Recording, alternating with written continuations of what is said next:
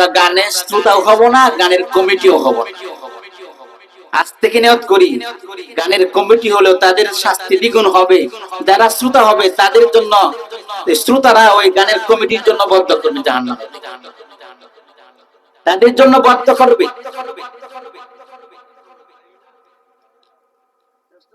চেষ্টা করতে হবে, কি করতে হবে?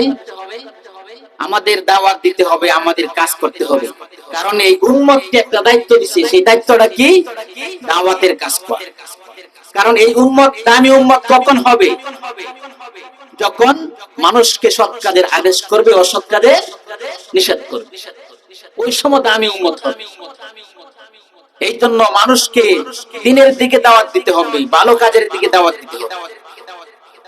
নিজেও জাহান্নামের আগুন থেকে বাঁচাতে হবে, পরিবারদেরকেও বাঁচাতে হবে, সমাজের মানুষকেও জাহান্নামের আগুন থেকে বাঁচাতে হবে। আল্লাহ তাআলা কোরআনের মধ্যে বলেন, ইয়া আইয়ুহাল্লাযীনা আমানু কু আনফুসাকুম ওয়া আহলিকুম নারা, তোমরা জাহান্নামের আগুন থেকে বাঁচো এবং পরিবারের লোকদেরকে বাঁচাও।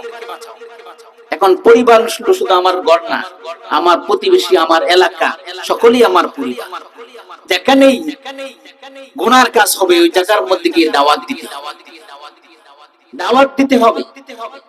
এই যে মাহফিলের আয়োজন করছে যারা, এই দিনের আয়োজন যারা করছে, এই দিনের আয়োজন যারা করছে, এই যে একটা মজলিস, দিনে একটা মজলিস, এই মজলিসের কেমন ফজিলত হাদিসের মধ্যে আসছে। মজলিসের মধ্যে যারা বসে বসে খালেস নিয়তে, হেদায়েতের নিয়তে দিনের কথা শুনবে, হাদিসের মধ্যে আসছে আল্লাহ রাসূল সাল্লাল্লাহু আলাইহি সাল্লাম বলেন যে এই মজলিসের মধ্যে শেষ থেকে, শুরু থেকে নিয়ে শেষ পর্যন্ত যারা থাকবে, আল্লাহ তাআলা তাদের জন্য ক্ষমার ঘোষণা করেন। সুবহানাল্লাহ।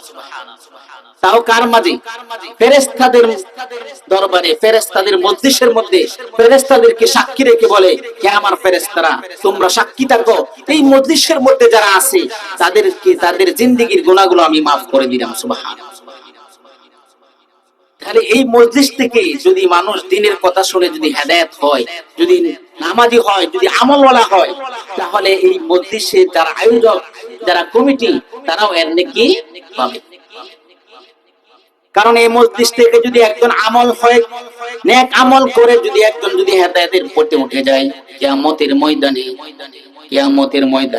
হাদিসের মধ্যে আল্লাহ রাসূল সাল্লাল্লাহু আলাইহি সাল্লাম বলেন, কিয়ামতের ময়দানে যখন একজন মানুষ জান্নাতে যাবে, জান্নাতের কাতার হবে, আরেকটা হবে জাহান্নামের কাতার। ফারিকুন ফিল জান্নাতি ফারিকুন ফিস সাঈর, একটা জান্নাতের কাতার হবে, আরেকটা জাহান্নামের কাতার হবে। জান্নাতের কাতার মধ্যে যে মানুষগুলা থাকবে, জাহান্নামের কাতার থেকে একজন দেখবে যে একজন মানুষ জান্নাতে যাইতেছে, তাকে আমি চিনি। তখন তাকে ডাক দিবে, তোমাকে দুনিয়ার মধ্যে তো আমি এই কাজটা করেছিলাম, এই সহযোগিতাটা করেছিলাম। জান্নাতি মানুষগুলা দেখবে জাহান্নামের কাতারের মধ্যে এমন কিছু মানুষ আছে যার কারণে আমি দ্বীনের রাস্তায় উঠতে পারছিলাম, সিরাতে মুস্তাকিমের রাস্তায় আসছিলাম। তখন ওই পরিচিত মুখ দেখে ওই জান্নাতি মানুষটা ওই জাহান্নামের কাতার থেকে ওই লোকটাকে হাতে ধরে তাকে জান্নাতে নিয়ে যাবে। সুবহানাল্লাহ। এই জন্য এই ওয়াজের মজলিসের আয়োজক যারা, তাদের ফজিলত অনেক। এখান থেকে দ্বীনের কথা শুনে, আমল শুনে যারা আমল করবে, এই আমলের যত সওয়াব তাদের আয়োজকের আমলনামার মধ্যেও যাবে। সুবহানাল্লাহ।